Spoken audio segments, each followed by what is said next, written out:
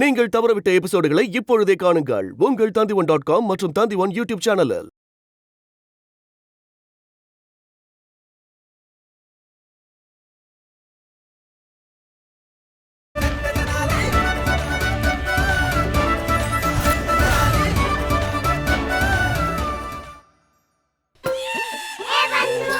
ராமா, இந்த கிழவனோட மூளையில ஏதோ ஒரு கிருமி நுழைஞ்சிருக்கு.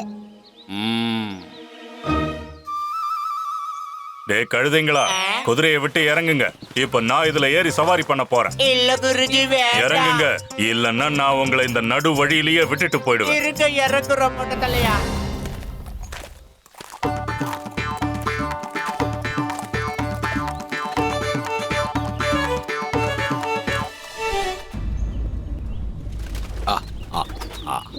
அட என்னாச்சு? இந்தா இது அதுக்கு போடு. உன் கையால புறாக்களுக்கு போடு. கண்ணா இங்க பாரு. என்னப்பா, மண்ணெல்லாம் எடுக்காத. கையெல்லாம் அழுக்காயிடும்ல. மண்ணில் விளையாடக்கூடாது.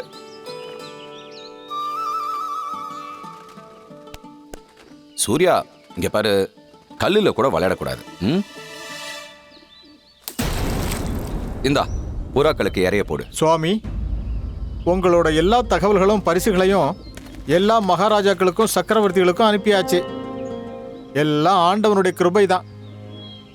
மிக திறமையான வீரர்களையும் நாம நியமனம் செஞ்சுட்டு இருக்கோம். அவங்களுக்கு 2 மடங்கு ஊதியமும் கொடுக்கறதா அறிவிச்சிருக்கோம். அது மட்டும் இல்ல அரசே, யுத்தம் முடிஞ்சதுக்கு அப்புறமும் நாம அவங்களுக்கு கொடுக்க போற பரிசையும் அறிவிச்சாச்சு அரசே. மந்திரியாரு, தீனியை யார் யாருக்கெல்லாம் போடணுமோ அப்பப்போ போட்டே ஆகணும். ஆஹா, ரொம்ப அருமை.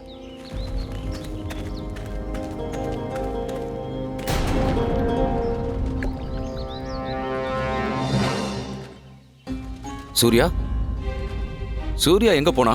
இங்க தானே இருந்தான். சூர்யா, சூர்யா,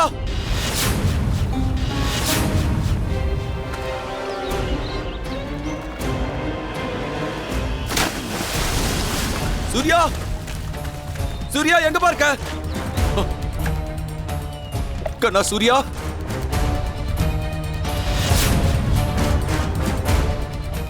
தனஞ்சய் அவர்களே,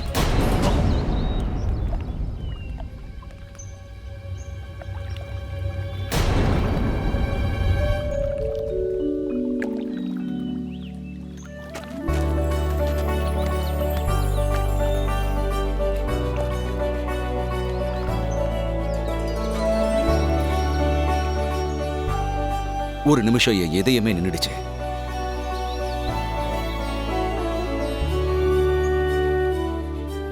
நல்ல வேலை தனஞ்சய் அவர்களே, நாங்க சரியான நேரத்துல இங்க வந்துட்டோம். பண்டித ராமகிருஷ்ணன் இந்த குழந்தையோட உயிரை காப்பாத்திட்டாரு. இவராலதான் உங்க பேரை கிணத்துல விழாம எப்படியோ தப்பிச்சிட்டாரு. உங்களுக்கு நான் கடமைப்பட்டிருக்கேன் ராமகிருஷ்ணா. ஒரு நிமிஷம், இவரையும் பாருங்க. இவர் தான் எங்க குருஜி பண்டிதர் தாத்தாச்சாரியார். இந்த குழந்தைய காப்பாத்துற விஷயத்துல இவரு கொஞ்சமா உதவியெல்லாம் செஞ்சிருக்காரு. அதனாலதான் பண்டிதர் ராமகிருஷ்ணனால இந்த குழந்தைய காப்பாத்த முடிஞ்சது. ஆமா, உங்களுக்கும் நான் கடமைப்பட்டிருக்கேன் பண்டிதரே. வாங்க, நீங்களும் என்ன விஷயமா இங்க வந்திருக்கீங்கன்னு நான் தெரிஞ்சுக்கலாமா? அது இவர்தான் எங்களுடைய குருதேவர் ராஜகுரு தாத்தாச்சாரியர் அவர்கள். அப்புறம் நான் மகாராஜா ஸ்ரீகிருஷ்ண தேவராயருடைய சிறப்பு ஆலோசகர் பண்டிதன் ராமகிருஷ்ணன்.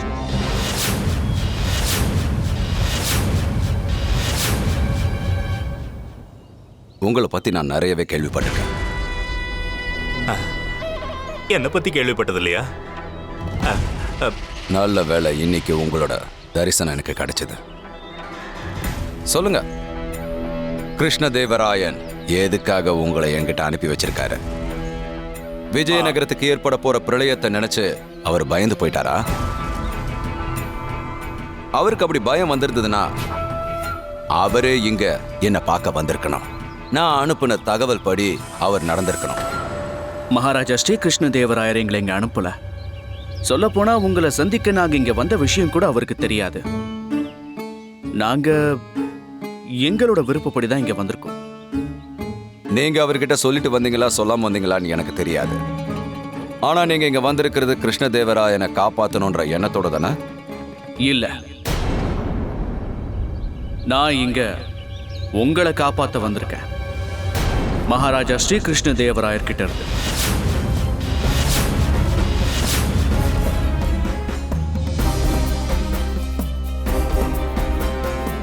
இங்க பாருங்க தனஞ்சய் அவர்களே, உங்க உயிரையும் ஆயிரக்கணக்கான மக்கள் உயிரையும் காப்பாத்த தான் இங்க வந்திருக்கோம். ஏன்னா இந்த யுத்தம் நடந்தா அதால வெறும் அழிவு மட்டும்தான் உண்டாகும். அம்மனுடைய ஆபரணங்களை அபகரிச்சு நீங்க மன்னிக்க முடியாத குற்றத்தை செஞ்சிருக்கீங்க. சொல்றேன்னு தப்பா எடுத்துக்காதீங்க. நீங்க செஞ்ச காரியத்துக்கு நீங்க வெட்கப்படணும். ஏன்னா இது மகா பாவம். தயவு செஞ்சு அம்மனுடைய ஆபரணங்களை கொடுத்துருங்க, இல்லைன்னா சர்வ நாசம் ஏற்படலாம். நீ என்ன காரியம் பண்ற பண்டித ராமகிருஷ்ணா? எல்லாரையும் அழிக்க பாக்குறியா? நான் உண்மை என்னவோ அதைத்தானே சொல்லிக்கிட்டு இருக்கேன் குருதேவா. இங்க பாருங்க தனஞ்சய் அவர்களே, ஏதாவது பிரச்சனை இருந்தா அதை நம்ம ஒருத்தருக்குள்ள ஒருத்தர் பேசி தீர்த்துக்க முடியும்ல. ஆனா அம்மனுடைய ஆபரணங்கள் ரொம்பவே பவித்திர தன்மை கொண்டது. அதை திருடுறது மாபெரும் பாவம்ங்கிறது உங்களுக்கு தெரியாதா? என்னோட ஆலோசனை என்னன்னா, நீங்க அதை உடனுக்குடனே திருப்பி கொடுக்கணும். அப்பதான் எல்லாருக்கும், குறிப்பா உங்களுக்கும் நல்லது நடக்கும். முடியாது. என் கௌரவத்துக்கு அவன் களங்கத்தை ஏற்படுத்தினதுனால அவனை நான் கண்டிப்பா பழி வாங்கியே தருவேன். கௌரவம் முக்கியமா இல்ல உங்களோட உயிர் முக்கியமா? உங்களுக்கு ஒரு விஷயம் நல்லா தெரிஞ்சிருக்கும்னு நினைக்கிறேன். ராவணனை யாருமே கௌரவிக்கல. இவர் உங்களை ராவணன்னு சொல்றாரு சுவாமி. எரியற நெருப்புல ஏன் எண்ணெயை ஊத்துற? கொஞ்சம் அமைதியா இரு. பண்டித ராமகிருஷ்ணா, நீ என்ன பண்ற? தேவையில்லாததை பேசி பிரச்சனையில மாட்டிக்காத. குருதேவா, நான் இவருக்கு எச்சரிக்கை மட்டும்தான் கொடுக்கிறேன். ஏன்னா இவருடைய முடிவு ராவணனுடைய முடிவா மாறலாம். உனக்கு அவ்வளவு தைரியமா என்னோட அரண்மனைக்குள்ளேயே வந்து என்ன மிரட்டுற அளவுக்கு? உனக்கு தெரியாதுன்னு நினைக்கிறேன். நான் நினைச்சா இப்பவே உனக்கு இந்த இடத்துலயே மரண தண்டனை கொடுக்க முடியும். நாங்க எதுவும் சொல்லல. இது எல்லாமே இவனோட சொந்த கருத்து தான். எங்களுக்கு உத்தரவு கொடுத்தீங்கன்னா நாங்க இங்க இருந்து கிளம்பிடுறோம். உங்களை சந்திச்சதுல எங்களுக்கு ரொம்ப சந்தோஷம். நாங்க கிளம்புறோம். வரட்டுமா? வீரர்களே, சுத்து போட்டுட்டாங்க குருஜி.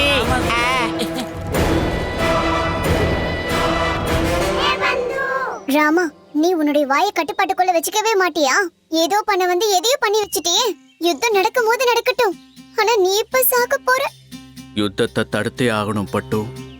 அம்மனுடைய ஆபரணங்களையும் மீட்டே ஆகணும். இப்போ நீ விஜயநகரத்துக்கு இல்ல, பரலோகம் தான் போக போற. ஏன்னா நீ யோசிக்கிற விஷயம் நடக்கவே நடக்காது. நடக்காததையும் நடத்தி காட்டுறது தானே ஏன் பழக்கம். நீ அம்மனுடைய சக்தி மேல நம்பிக்கை வை. ஏன்னா யார் தைரியத்தை இழக்கிறாங்களோ அவங்க தான் முதல்ல தோத்து போவாங்க. என்ன நடக்க போகுதுங்கிறத நீயும் பார்க்க தானே போற.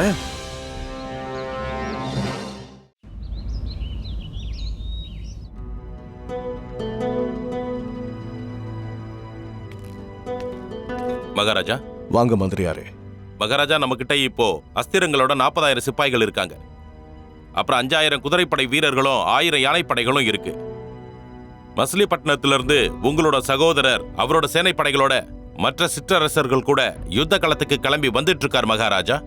நம்ம எதிரிகளோட படை? மகாராஜா, நம்ம ஒற்றர்கள் கொடுத்த தகவல் என்னன்னா, அவங்க கிட்ட 2 கோடி நடை வீரர்கள் இருக்காங்க, 20,000 குதிரைப்படை வீரர்கள் இருக்காங்க, அப்புறம் 5,000 யானைப்படைகள் இருக்கு. அதோட அவங்கள பாக்குறப்போ அவங்க கிட்ட இருக்கிற ஒவ்வொரு வீரர்களும் 20 வீரர்களுக்கு சமமா. மகாராஜா, அவங்க கிட்ட நம்மளை விட அதிகமான ஆயுதப்படையும் வீரர்களும் இருக்காங்க. அவங்களோட படை நம்மளை விட 5 மடங்கு சக்தி வாய்ந்தது. சக்தி வாய்ந்தது இல்ல மந்திரியாரே, வெறும் 5 மடங்கு அதிகமா இருக்கு. ஏன்னா சக்தி எண்ணிக்கையில இல்ல, நம்ம தோள்கள்ல இருக்கணும். வெற்றி அடையணுங்கிற எண்ணமும் நம்ம தைரியமும் நம்ம மன உறுதியும் அவங்கள விட 10 மடங்கு அதிக சக்தி வாய்ந்தவங்களாக்குது. சரியா சொன்னீங்க மகாராஜா. ஞாபகம் இருக்கட்டும், இந்த யுத்தத்தை நான் என்னுடைய சுயநலத்துக்காக இல்ல, அம்மனுடைய ஆபரணங்களுக்காக நடத்துறேன். அப்ப நியாயம் யார் பக்கம் இருக்கு? நம்ம பக்கம் தான் இருக்கு. அம்மனுடைய ஆசீர்வாதம் அதுவும் நம்ம கிட்ட தான் இருக்கு மகாராஜா. மாமந்திரியாரே, நம்ம ஒற்றர்களுக்கு உத்தரவு கொடுங்க. நம்ம விரோதிகளோட ஒவ்வொரு திட்டத்தையும் செயல்களையும் நமக்கு அவங்க தெரியப்படுத்தணும். அதன் அடிப்படையில் நாம யுத்த வியூகத்தை அமைப்போம். உத்தரவு மகாராஜா. இழுத்துட்டு போங்க.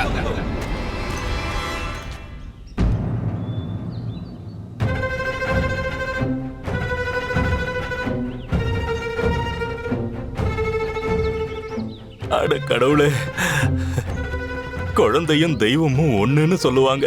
அது நிரூபணம் ஆயிடுச்சு. இந்த பையன் கடவுள் மாதிரி எங்க உயிரை காப்பாத்திடுவான்.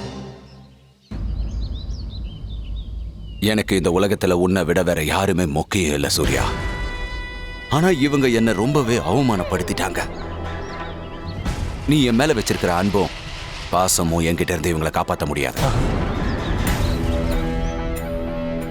இவங்க ஒருத்தனையும் விட போறதில்ல.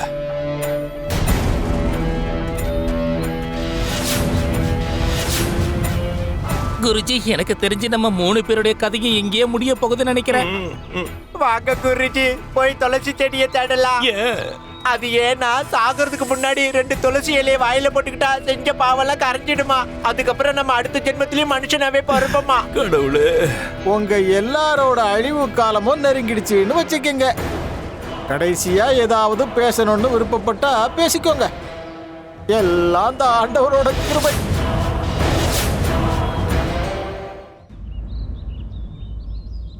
எவ்வளவு ஒரு பிரம்மாண்டமான அரண்மனை பாத்தீங்களா? நமக்கு பாதுகாப்பா இருக்கும்னு நினைக்கிறேன். அதுக்காக நிம்மதி அடையாதீங்க. எங்களோட சேர்ந்து நீங்களும் பரலோகம் போக போறீங்க. ஆமா. கை கால் முகம் எல்லாம் கழுவிக்கோங்க. அப்படியா? சுத்தப்படுத்தி தான் சொர்க்கத்துக்கு அனுப்புவீங்களா? அது சொர்க்கத்துக்கோ நரகத்துக்கோ நீங்க செஞ்ச பாவ புண்ணியங்களை பொறுத்து தான் அமையும். ஆனா நாங்க எது பண்றதா இருந்தாலும் முதல்ல நாங்க விருந்தாளிகளோட உபசரிப்பை சிறப்பா பண்ணிடுவோம். விருந்தாளி உபசரிப்பா? ஆமாங்க. விருந்தாளி உபசரிப்புல வயிறு நிறைய சாப்பாடு போடுவீங்கல்ல? கண்டிப்பா. முதல்ல உங்களுக்கு விருந்து தான் கொடுக்க போறோம். டேய், முட்டாளுங்களா?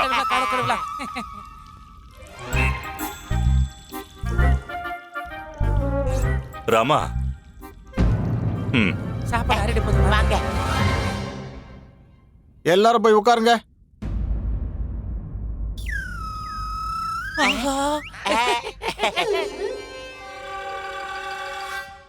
இத்தனை வகையான சாப்பாடு, ஆகா பிரமாதம். இவ்வளவு சுவையான சாப்பாடை பார்த்த உடனே பசி அப்படியே ரெட்டிப்பு ஆயிடுச்சு. எதுல இருந்து ஆரம்பிக்கிறதுன்னு ஒரே குழப்பமா இருக்கு. மெதுவடையை சாப்பிடுறதா, பாயசத்தை சாப்பிடுறதா, இல்ல பூரியை சாப்பிடுறதா? ஏதாவது வச்சு வாயில அமுக்குவோம். எது? குருஜி, நாம துளசி இலைய கையிலேயே வச்சிருந்திருக்கணும். ஏன் இன்னுமா புரியல குருஜி? ஒருவேளை இந்த சாப்பாட்டுல விஷத்தை கலந்துருந்தா அவங்க நம்மள கொல்றதுக்கு இப்படி திட்டம் போட்டு இருக்கலாம்ல. கடைசி நிமிஷத்துல துளசி இலை நம்ம கையில இருக்கிறது நல்லது தானே? டேய் மணி, இப்படி பைத்தியக்காரத்தனமா பேசாதடா. உனக்கு நான் எத்தனை முறைடா சொல்றது? நாம் எப்பொழுதும் நம்முடைய மரியாதையை கண்டிப்பாக கடைபிடித்தே ஆக வேண்டும். என்ன மரியாதை? நீங்க எங்களுடைய குருஜி, நாங்க உங்களுடைய சிஷ்யர்கள். முதல்ல நீங்க சாப்பிடுவீங்களா, அப்புறமா நாங்க சாப்பிடுவோமா? சரியா சொன்ன. என்ன குருஜி யோசிக்கிறீங்க? நல்ல வயிறார சாப்பிடுங்க. நீங்க உயிர் பழைச்சாதானே அப்புறம் நாங்க சாப்பிட முடியும். இல்ல குருஜி, கனி என்ன சொல்ல வரான்னா, நீங்க மிச்சம் மீதி வச்ச சாப்பாட்டை நாங்களும் சாப்பிடுவோம் இல்ல. உங்களோட கெட்ட எண்ணம் எனக்கு புரிஞ்சு போச்சு. இந்த விஷ பரீட்சையை எனக்கே வைக்கிறீங்களா? முதல்ல நீங்க 2 பேரும் சாப்பிடுங்க. வேண்டாம் குருஜி. சாப்பிடுங்க, சாப்பிடுங்க. முடியாது. பண்டித ராமகிருஷ்ணா, சாப்பிடு. என்ன யோசிக்கிற? சந்தர்ப்பத்தை எதிர்பார்த்து தப்பிக்கிறதுக்கா? அந்த தப்பை மட்டும் பண்ணிடாத. தப்பிச்சு போறதுக்காக இல்ல, யுத்தத்தை நிறுத்துறதுக்கும் அம்மனுடைய ஆபரணங்களை மீட்கிறதுக்குமான சந்தர்ப்பத்தை தேடுறேன். இங்க நம்மளோட உயிருக்கே ஆபத்து இருக்கு. நீ என்னடான்னா யுத்தத்தை பத்தி கவலைப்படுற?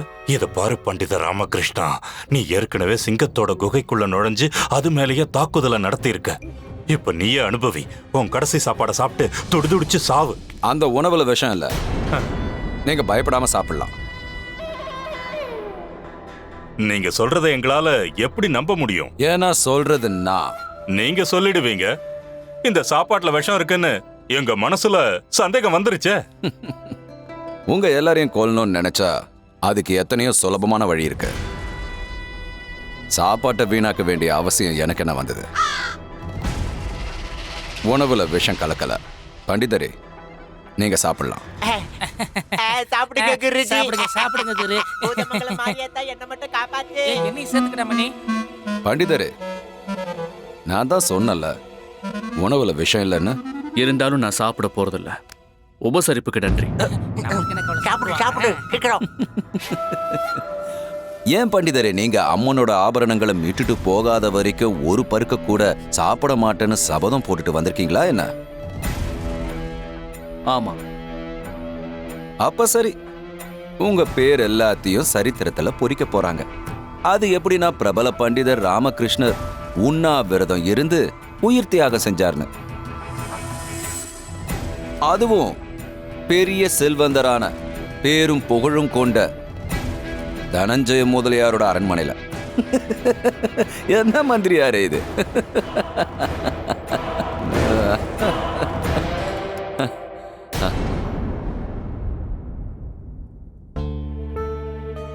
இந்த பையனுக்கு என்ன ஆச்சு?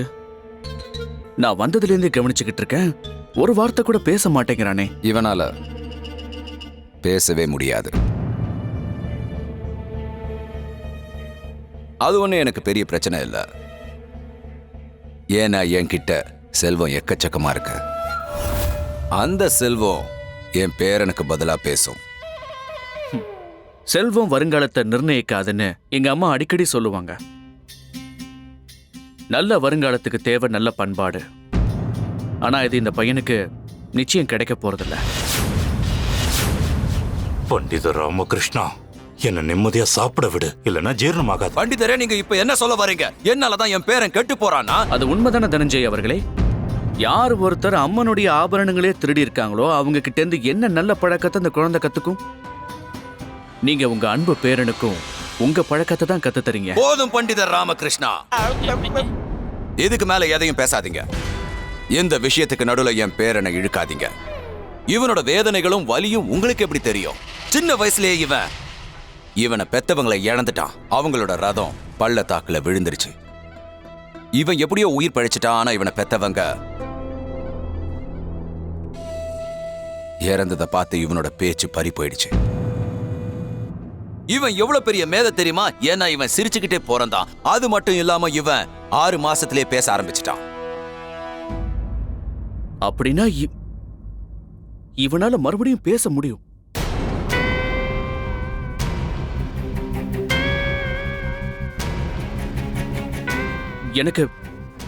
என்னால இவனை பேச வைக்க முடியும். பண்டிதர் ராமகிருஷ்ணா,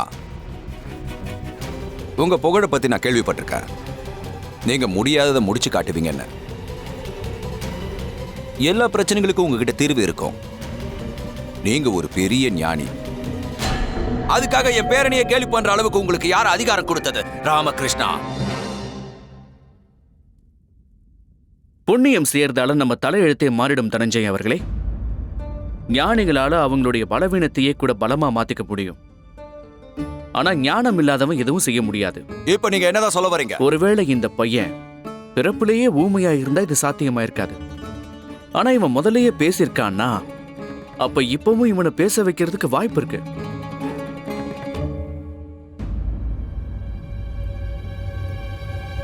அப்படின்னா நம்முடைய உடலை 5 புலன்களும் கட்டுப்படுத்துது. ஒருவேளை நமக்கு மனோரீதியா ஏதாவது பாதிப்பு ஏற்பட்டா அது நம்ம மூளைய பாதிக்க வாய்ப்பு இருக்கு. அப்புறம் அதோட தாக்கத்தால நம்ம உடல் எந்திரங்கள்ல ஏதாவது கோளாறு அடையறதுக்கு வாய்ப்பு இருக்கு. அந்த காரணங்களால சில பேருக்கு பக்கவாதம் வரும், சில பேருக்கு பார்வை போயிடும், சில பேர் ஊமையாவோ இல்ல செவிடர்களாவோ ஆயிடுவாங்க. ஆனா அதே மனுஷன் அவங்க மன ரீதியான வேதனையிலிருந்து வெளியில வந்துட்டாங்கன்னா அவங்க இழந்த சக்திகளை திரும்பவும் அடையறதுக்கு வாய்ப்பு இருக்கு. அப்படின்னா என் பேரனால பேச முடியுமா? ஒருவேளை இவன் சிரிக்க முடிஞ்சா அப்ப இவனால கண்டிப்பா பேச முடியும். ஆனா அந்த விபத்து ஏற்பட்டதுக்கு அப்புறம் இவன் சிரிக்கிறதையும் மறந்துட்டான். நான் ஒரு தடவை முயற்சி செஞ்சு பார்க்கட்டுமா? சூரியகுமாரனால பேச முடியும்னு என் மனசுக்குள்ள நிறைய நம்பிக்கை இருக்கு. ஒருவேளை இது சாத்தியமாச்சுன்னா உங்க எல்லாரையும் நான் மன்னிக்கிறது மட்டும் இல்ல, உங்களுக்கு தேவையான பரிசுகளையும் கொடுத்து முழு மரியாதையோட உங்க ராஜ்யத்துக்கு நாங்க அனுப்பி வைக்கிறோம். அப்படியா? அப்படின்னா நீங்க கவலைப்படாம இருங்க. நான் ராஜ புரோகிதர் தாத்தாச்சாரியார் உங்களோட பேரனை என் மந்திர சக்தியால குணப்படுத்திடுறேன். நாங்க இவன் கூட கொஞ்ச நேரத்தை செலவழிக்க விடுங்களேன். கண்டிப்பா. மகாராஜா, நம்மளோட வியூகம் படி நம்மளோட படையை 2 பாகமா பிரிச்சு வச்சிருக்கோம். நம்ம நகரத்துக்கும் மக்களோட பாதுகாப்புக்கும் என்ன ஏற்பாடு செஞ்சிருக்கீங்க? மகாராஜா, நம்மளோட சில வீரர்கள் எல்லையில பாதுகாப்பு பணியில இருக்காங்க.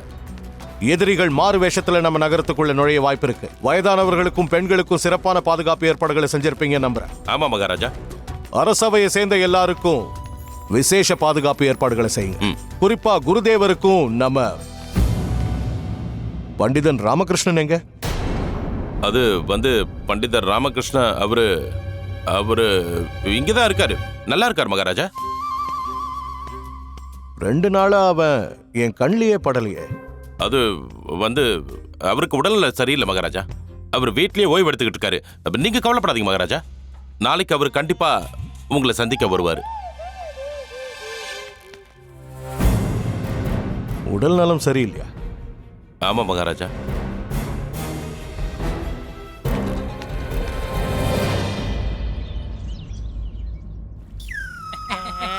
இங்க பாரு. சரிப்பா. சரி.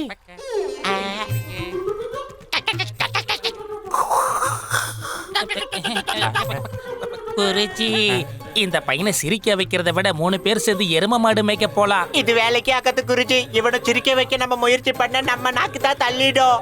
அதுதானடா பிரச்சனை. இவன் சிரிக்கலன்னா பேச மாட்டான், பேசலன்னா நாம தப்பிக்க முடியாது. பண்டித ராமகிருஷ்ணன் இவனை பேச வைக்கிறேன்னு வாக்கு கொடுத்திருக்கான். இது அவனோட வேலை, அவனே பண்ணட்டும். நாம என்ன பண்ண முடியும்? குருஜி, நீங்களும் தானே இந்த பையனை சிரிக்க வைக்கிறேன்னு வாக்குறுதி கொடுத்தீங்க. கொடுத்த வாக்குறுதி அப்புறம் என்ன ஆகும்? அட கடவுளே, இந்த பையனை எப்படி சிரிக்க வைக்கிறதுன்னு தெரியலையே. வந்துட்டியா பண்டித ராமகிருஷ்ணா? நல்ல வேளை, சரியான நேரத்துக்கு வந்த. இவனை எப்படி சிரிக்க வைக்கிறது? இப்படி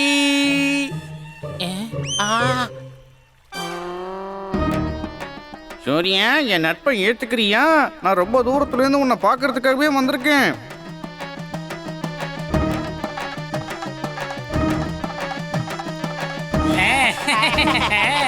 இப்ப சிரிச்சாலும் சிரிப்பாரு. கண்டிப்பாடா மண்ணே. இது பேசக்கூடிய அதிசயமான பொம்மை. இந்த மொட்டை தடையனும் இங்கதான் இருக்கானா? பார்க்க ரொம்ப மோசமானவனா இருக்கானே. இந்த சதிகாரனும் உன் கூடவே வச்சு சுத்திக்கிட்டு இருக்க. இது யார சொல்லுது? உன்ன சொல்லுதா, என்ன சொல்லுதா, இல்ல இவனை சொல்லுதா? இல்ல குருஜி, அது எங்களை சொல்லல, உங்களை தான் சொல்லுச்சு. ஏன்னா கேவலமான குணங்கள் எல்லாம் உங்ககிட்ட மட்டும் தானே இருக்கு. அவ சொன்னது உண்மைதான் குருஜி. நான் உங்களதான் சொல்றேன் குருதேவா. எதுக்கு 2 பேரும் சிரிச்சுக்கிட்டே இருக்கீங்க? இந்த கிழவனுக்கா போயும் சேவகம் பண்றீங்க? உங்களுக்கு வேற நல்ல வேலையே கிடைக்கலையா? சோம்பேறிங்களா? பண்டித ராமகிருஷ்ணா, இது ஏதோ தந்திரமான பொம்மைன்னு நினைக்கிறேன். நம்மள பத்தி எல்லாமே தெரிஞ்சு வச்சிருக்கு. நம்ம ரகசியங்களை முழுசா சொல்றதுக்கு முன்னாடி இதை இங்க இருந்து கொண்டு போயிடு. சீக்கிரம் கொண்டு போ. குருதேவா, கொஞ்ச நாளைக்கு முன்னாடி பொம்மைங்களை போலவே பேசுறதுக்கு நான் கத்துக்கிட்டேனே, அது ஞாபகம் இல்லையா? பல குரல் வித்த. ஞாபகம் இருக்கு. என்ன அப்படின்னா இதுக்கு அர்த்தம் இந்த பொம்மையை வச்சுக்கிட்டு இவ்வளவு நேரம் நீதான் என்ன திட்டினியா? ஆனா நான் சொன்னது எல்லாமே உண்மைதானே. மன்னிக்கணும். அவனை சிரிக்க வைக்க முயற்சி பண்றேன், அதனால பொறுத்துக்கோங்களேன். சரி, சிரிக்க வை.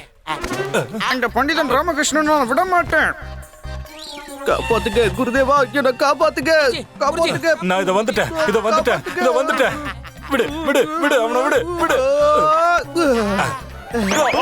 காப்பாத்துங்க. பொம்மை, ஏதாவது நல்லது செய் பொம்மை. அவரை விட்டுறாத. குருஜி,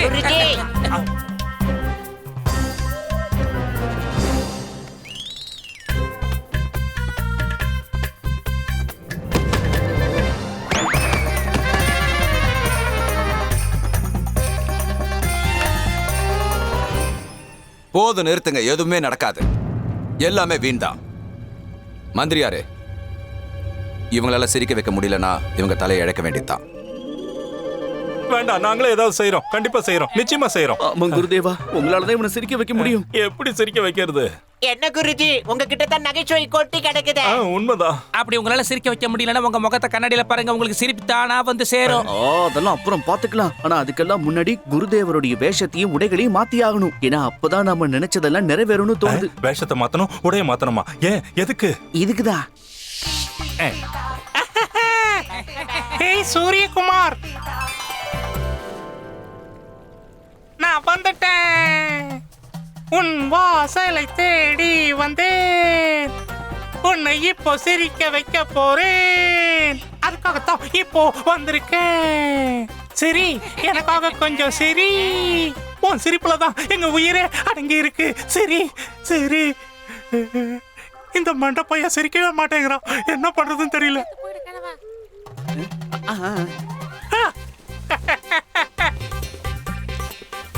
குழந்தைய சிரிக்க வச்ச அந்த மொட்டை தள்ளி அழ வைக்கிறாரு பாரு.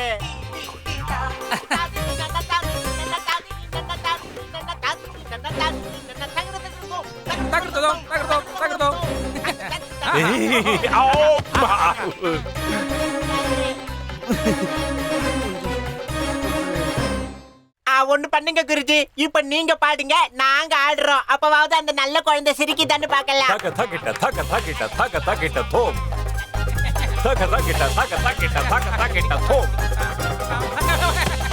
பாத்தியா பாத்தியா அவர் எப்படி ஆடிட்டு இருக்காருன்னு பாருப்பா. ஐயோ,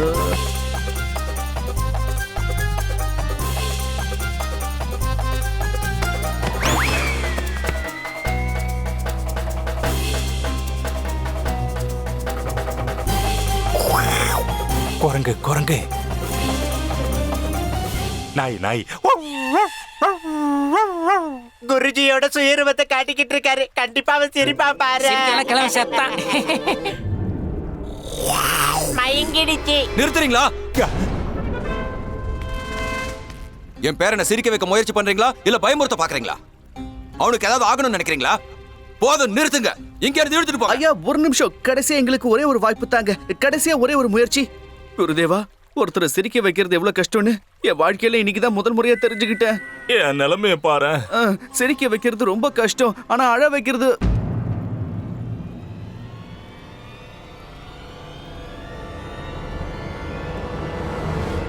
என்னாச்சு? புது யோசனை வந்திருக்கு. நீங்க அப்படியே இங்கேயே இருங்க, நான் இப்ப வந்துடுறேன். தனஞ்சய் முதலியார் அவர்களே, அது உங்க பேரன் சூரியகுமாரை குணப்படுத்த எனக்கு உங்களோட குருவாள் தேவைப்படுது. என்ன தருவீங்களா? கண்டிப்பா முடியாது. ரொம்ப நன்றிங்க.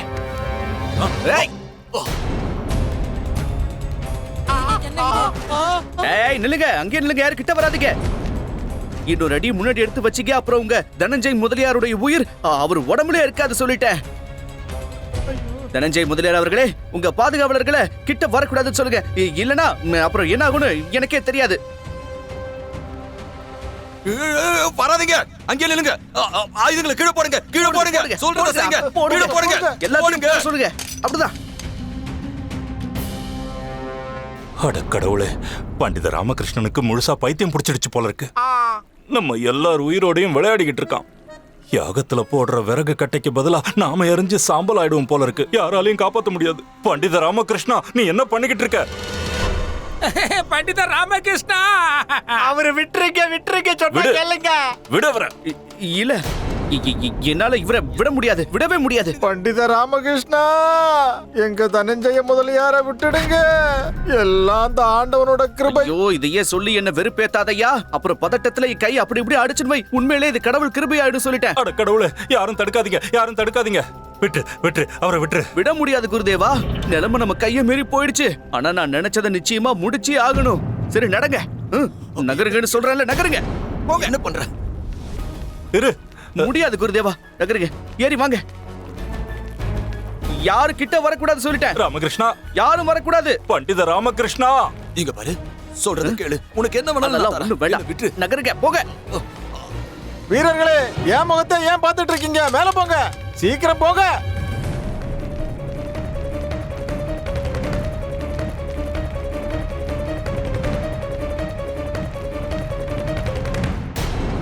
அங்கே நில்லுங்க, கிட்ட வரக்கூடாது சொல்லுங்கல்ல.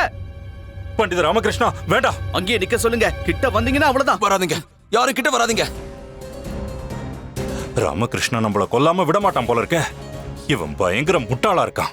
தப்பிக்கிறதா இருந்தா கீழே தப்பிச்சு போயிருக்கணும். மேல எதுக்காக கூட்டிட்டு வந்தான்? இங்க இருந்து எங்க போவான்? ஆகாயத்துக்கா? நம்ம எல்லாரும் நல்லா மாட்டிக்கிட்டோம். நம்மளால தப்பிக்க முடியாது. விளையாட்டு போதும் ராமகிருஷ்ணா, ஆயுதத்தை கீழே போடு. உனக்கு என்ன வேணுமோ கேளு, நான் தரேன். எனக்கு வேண்டியதெல்லாம் ஒண்ணுதான். இந்த பிரச்சனைக்கு நான் எப்படியும் ஒரு முடிவு கட்டியாகணும். அப்பதான் உங்களுக்கும் மத்தவங்களுக்கும் நல்லது நடக்கும். ராமகிருஷ்ணா, இப்ப நீ என்னதான் சொல்ல வர? நான் இப்ப என்ன சொல்ல வரேன்னா,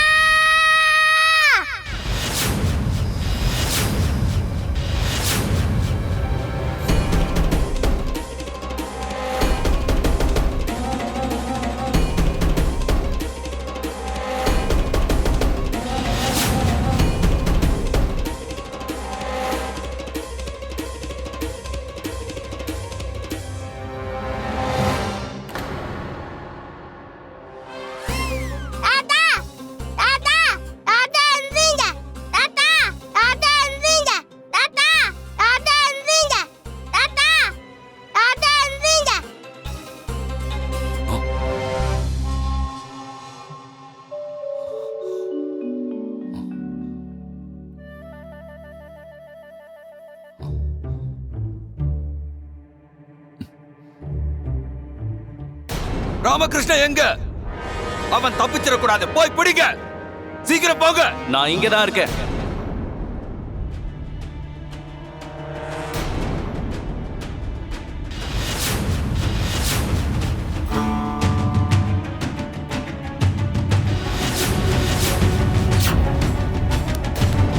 உன்னை விட மாட்டேன்டா.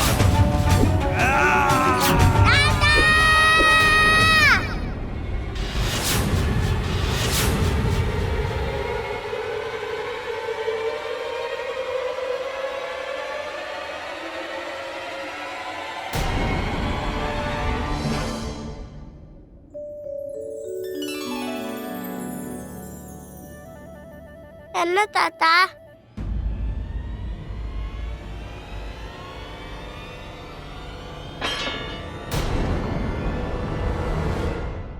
சூர்யா, நீயா பேசுன?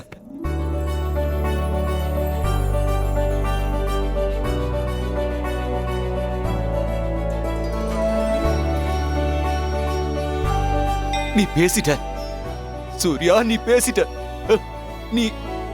நீயா பேசுன? பாத்தீங்களா, என் பேரை பேசுறான். என் பேரனால பேச முடியுது.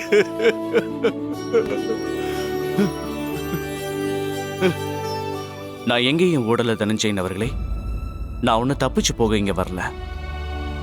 உங்களை கொலை பண்றதுக்காகவும் வரல. ஒருவேளை நான் உங்களை கொல்லணும்னு நினைச்சிருந்தா இந்த வைக்கோல் மேல தள்ளி விட்டுருக்க மாட்டேன். என்கிட்ட இருந்த கத்தியாலேயே உங்களை கொண்டு இருக்க முடியும்.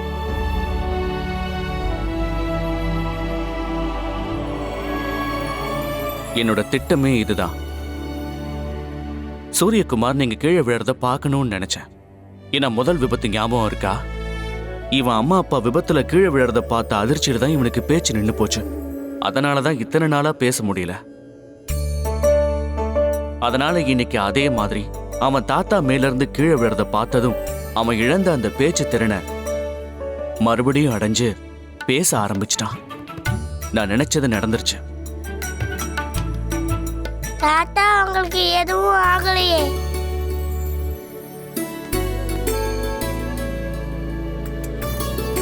எனக்கு எதுவும் ஆகல.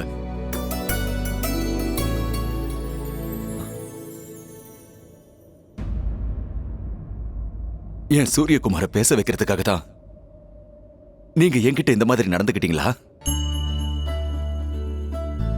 ஆமா தனஞ்சய் அவர்களே.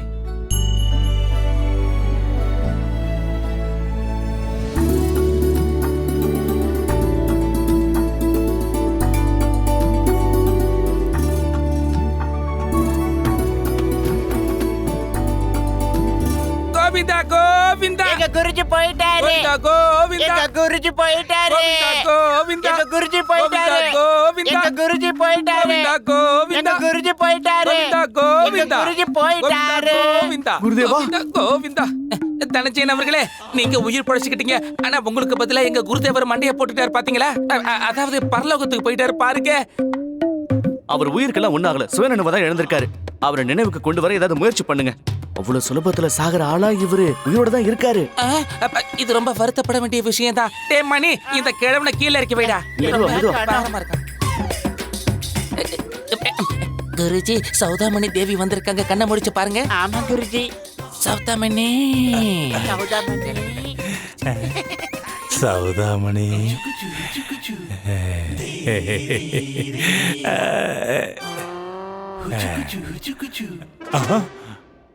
பண்டித ராமகிருஷ்ணா, இதுதான் சரியான நேரம். வா, இங்க இருந்து ஓடிடலாம். அந்த துரோகி, உருப்படாதவன், மோசக்காரன் தனஞ்சயன் இறந்து போயிட்டதுனால அவனோட வீரர்கள் நம்மள உயிரோட விட மாட்டாங்க. என் தாத்தாவை இப்படிலாம் நீங்க பேசாதீங்க. அவர் ரொம்ப நல்லவரு.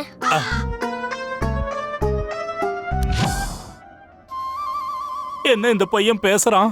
எப்படி?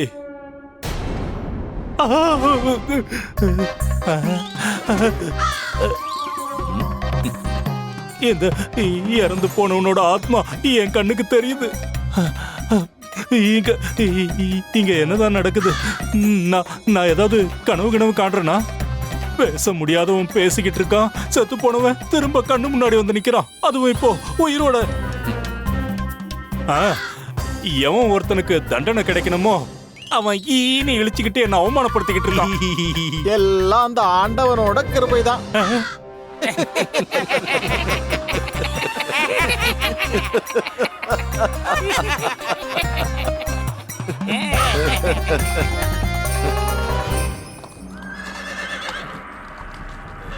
மகாமந்திரியாரே, மகாராஜா, நாம முக்கோண போர் வியூகத்தை பயன்படுத்த போறோம். ஏன் கூட வெறும் பாதி சைனியங்களையும் பாதி ஆயுதங்களையும் கொண்டு போக போறேன். ஆனா மகாராஜா, நாம இப்போ முழு பலத்தோட தானே போர்க்களத்துல கலந்துக்கணும். மகாராஜா, அவங்களோட சேனை நம்மளை விட எண்ணிக்கையில 5 மடங்கு அதிகமா இருக்காங்க. ஒருவேளை முக்கோண போர் வியூகத்தை நாம பயன்படுத்தினா அவங்க நம்மள சூழ்ந்துருவாங்க. என்னுடைய திட்டமே அதுதான் மந்திரியாரே. அவங்க நம்மள நாலா பக்கத்துல இருந்து சூழ்ந்துக்கணும். ஏன்னா அதுக்கப்புறம் நம்ம மத்த வீரர்கள் அவங்கள நாலா பக்கத்துல இருந்து சூழ்ந்து தாக்குதல் நடத்தணும். அவங்க 2 திசையில யுத்தம் செய்ய வேண்டியிருக்கும். எந்த திசையில இருந்து தாக்குதல் நடக்குதுன்னு ஒட்டுமொத்த பேரும் குழம்பி போயிடுவாங்க. 2 எதிரிகளோட போராடுவாங்க. ஆனா நாம ஒரே எதிரியோட. உங்களோட யூகம் சரியானதா மகாராஜா? மகாமந்திரியாரே, மகாராஜா, பண்டிதன் ராமகிருஷ்ணன் இப்ப எப்படி இருக்கான்? உடல்நிலை சரியாயிடுச்சா?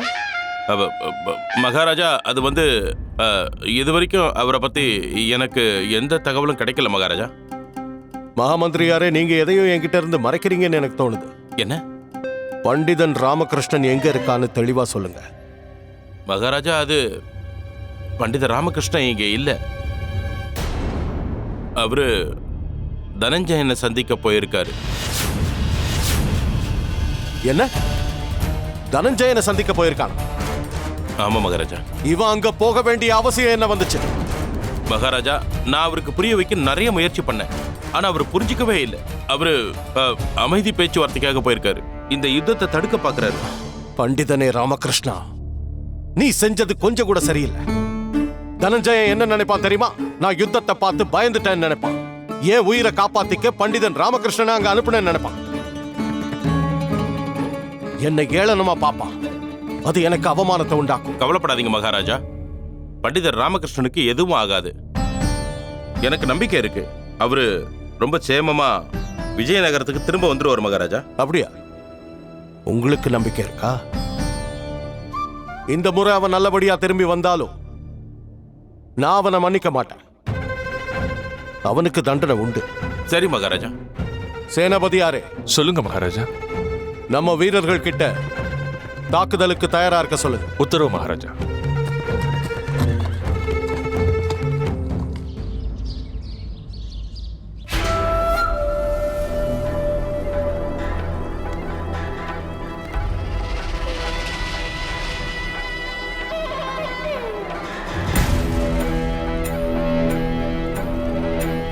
எல்லாரும் உட்காருங்க.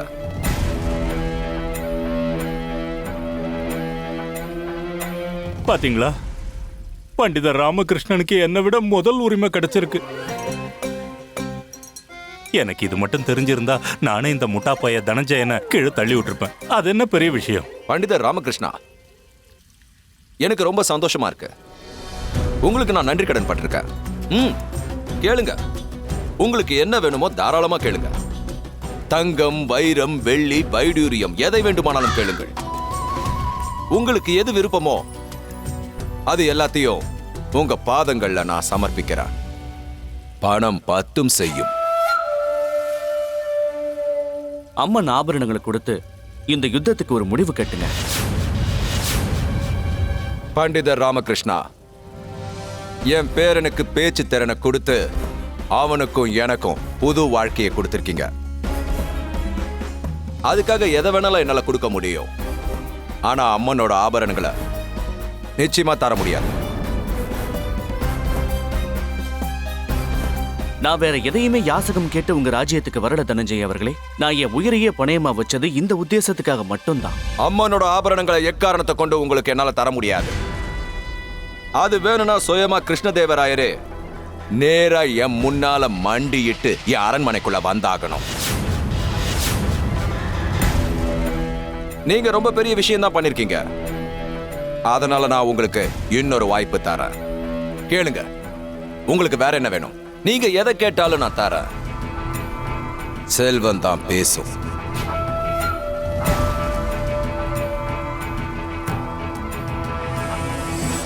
அரசே, அனைத்து ராஜாக்களும் சுல்தான்களும் அவங்க ராஜ்யத்தை விட்டு கிளம்பிட்டாங்க யுத்த காலத்துல கலந்துக்கிறதுக்காக. இன்னொரு தகவல் என்னன்னா, மகாராஜா ஸ்ரீ கிருஷ்ணதேவராயரும் அவரோட படைகளோட விஜயநகரத்திலிருந்து யுத்த காலத்துக்கு வந்து சேர்ந்துட்டாரு. எல்லாம் ஆண்டவனுடைய கிருபை.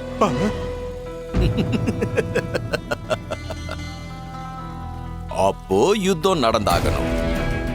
கண்டிப்பா நடக்கணும்.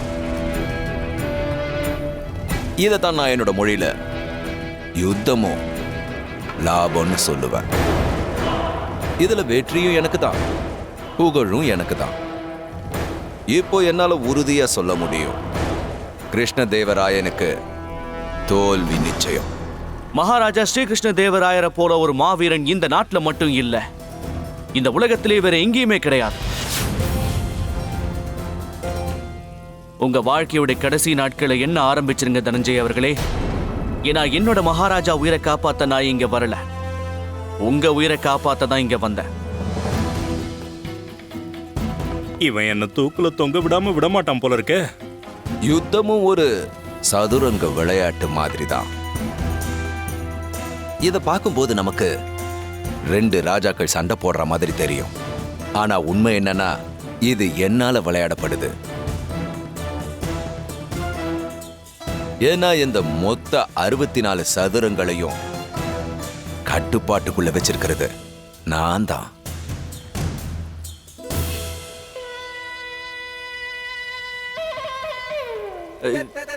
கண்டிப்பா கண்டிப்பா. ஆனா கொஞ்ச நேரத்துக்கு முன்னாடி தான் நான் என்ன கேட்டாலும் அதை கொடுப்பேன்னு வாக்கு கொடுத்தீங்க. அது உண்மைன்னு நம்புறேன். அம்மனோட ஆபரணங்களையும் அப்புறம் அந்த கிருஷ்ணதேவராயனோட உயிரையும் தவிர நீங்க எதை வேணாலும் கேட்கலாம். இப்படி சொன்னா எப்படி? நீங்க உயிரா நினைக்கிற உங்க பேரன் தலைமையில கைய வச்சு வாக்கு கொடுத்து சொல்லுங்க. அப்பதான் நீங்க சொல்றத நான் நம்ப முடியும். யாருக்கு தெரியும், அப்புறமா உங்க பேச்ச மாத்திக்க மாட்டீங்கன்னு உத்தரவாதம் இருக்கா என்ன?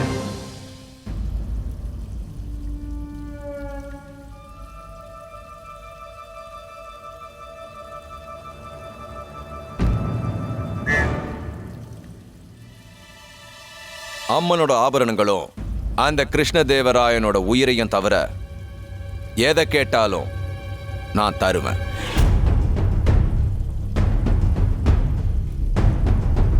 கேளு கேளு கேளு பண்டித ராமகிருஷ்ணா, கேளு.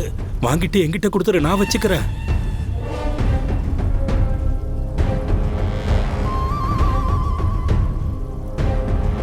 எப்படி பாத்தீங்களா? எனக்கு தெரியும், எனக்கு ரொம்ப நல்லாவே தெரியும். கடைசியில பண்டித ராமகிருஷ்ணனோட பேராசை வெளியே வந்துருச்சுல்ல. இப்போ அவனுக்கு யுத்தத்தை பத்தியும் கவலை இல்ல, மகாராஜாவை பத்தியும் கவலை இல்ல. அவன் சுயநலம் தான் முக்கியமா போச்சு. ஆமா குருஜி, நீங்களும் இதுல இருந்து பின் வாங்கிடாதீங்க. யுத்தம் ஆரம்பிக்கிறதுக்கு முன்னாடி உங்க பங்கு நீங்க கேட்டு வாங்கிடுங்க குருஜி. குருஜி ஆகட்டும், இந்த சதுரங்க ஆட்டத்துல உங்களுடைய எல்லா குறுக்கு பத்தியும் காட்டுங்க. சொல்லுங்க பண்டித ராமகிருஷ்ணா, உங்களுக்கு என்ன தேவையோ அதை இந்த அரசவையில தாராளமா கேட்கலாம். நீங்க விருப்பப்பட்ட எதுவா இருந்தாலும் அத நான் உங்களுக்கு தரேன். எனக்கு அரிசியுடைய வெறும் ஒரு பருக்கையே போதும்.